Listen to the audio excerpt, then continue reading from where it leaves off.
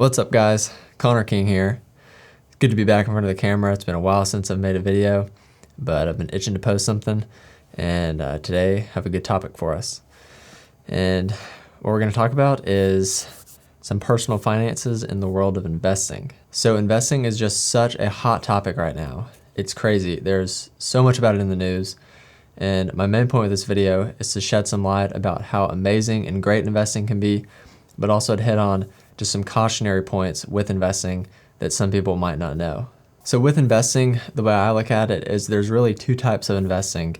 You've got risky investing, and then you've got unrisky investing.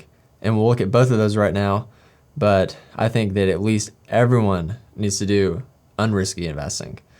And we'll dive into that first right now. But to someone that really just doesn't know much about investing, they either might know what it is, but just they don't do it, or they might not even know what investing is. Just to address them, one, what you see in the news and what you hear people talking about in the world of investing, that is risky investing. And so unrisky investing that I think everyone needs to be doing, you never hear anyone talking about that. And so whatever your perceptions are about investing, just know that that is probably for risky investing. And so we'll get into that in a second. So what unrisky investing is just investing into your retirement accounts, maxing them out, and just by doing this, you can make millions of dollars. But it takes a long time, and so it's so boring that just no one ever talks about it. Specifically, what a lot of people recommend with the unrisky investing strategy is to invest a lot of money into the S&P 500 or the total stock market, and comment any questions you have about this specifically, and I'll respond back to you with specific funds and whatnot.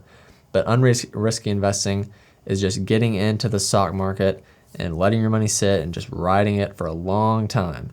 And so at a minimum, you need to be maxing out your retirement accounts. And if you work for a good employer that matches, you need to max out that account up to their max. And then if you don't have that, then you need to open a Roth IRA on your own. Just go to a brokerage website. I would recommend Vanguard, and open a Roth IRA and max that out each year, which for an individual, the limit is $6,000 per year. And so everyone needs to be doing this, because just by doing this, you can make millions of dollars just with a pretty average paying job to have at retirement. So then back to risky investment, like I was saying, this is everything you see in the news that is pretty exciting, juicy information about the world of investing. And it's all in the news because it's exciting. And so, but it's also exciting because it's really risky. And this isn't a bad thing at all. You just need to understand the risk, especially if you're involved in it. But it's also helpful if you're doing the unrisky investment strategy to still understand the risky side of it, to know why you're doing what you're doing, and not just listening to someone that's telling you to do this, but you actually have a good understanding of what your money is doing for you and why. So just a few cautionary points about the risky investing strategy. In the news and talking with people, you hear a lot of talk about big gains that they've gotten. You know, they invest $1,000, they get $10,000 back, just really crazy returns from it. And they're probably all true. And so, just know that the risky side, there's a lot of reward for it, but it's very rare to hear people talk about their big losses or losing a ton of money. So just know that in the world of investing, whether it's the news or your conversations, most of what you hear people talk about is really good, because it's fun to share your big wins with risky investing. But just know that, really not many people talk about their losses.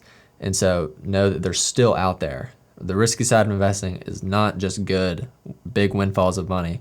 There's just as many, if not more, losses of money with it. So my specific thoughts on risky investing, really, if you're going to do this, you have to set parameters.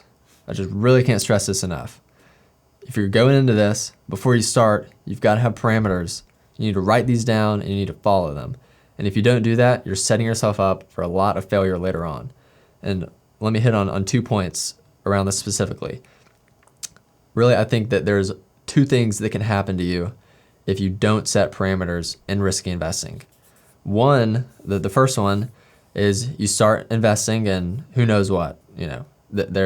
I'm not addressing all the options of risky investing, but just know that if you start investing, then one, you could start getting some great wins, making lots of money from it and having big, influxes of cash and continuing to invest. And, you might take $5,000 and make it $70,000, just really big and exciting things that are just amazing. And they are amazing. But if you keep doing this with no parameters, you're eventually probably going to lose everything, because you'll be investing such big amounts of money and you just get addicted to the gains that you're getting, but it's impossible to sustain that over a long period of time. Who knows what that long period of time is, but if you're looking to get good gains from your investing throughout your lifetime, it's going to be very tough to do that with risky investing. So odds are you'll end up losing it all, or at least getting back to where you started, because you don't have parameters in place. Second, you might start with some risky investments and then lose some money from the get-go. And then when that happens, then you have to invest more money to try to make it back, and then you have to invest more money to make that back. So if you get on a losing streak, then you could still end up losing all your money, because you're trying to get the money that you lost back. So with risky investing overall, there's just a lot to be cautious about. And unless you have strict parameters on, I'm only going to invest $500, that might be 5% of your monthly income. Just invest that, and whatever happens to that, no more, no less. If you just stick to your parameters, then it's going to be tough to get in trouble. But sticking to the parameters can be very hard, and it definitely takes a lot of discipline, but it is very important to do. And so I hope that talking about investing, whether it's risky or unrisky, has helped you get a better grasp of some of the things you hear in the news. And if you're not really into investing, hopefully this will encourage you to get into it and start doing unrisky investing. That way you can end up with millions of dollars in your retirement account, or hopefully this has helped you want to stay away from risky investing or go into it but proceed with caution.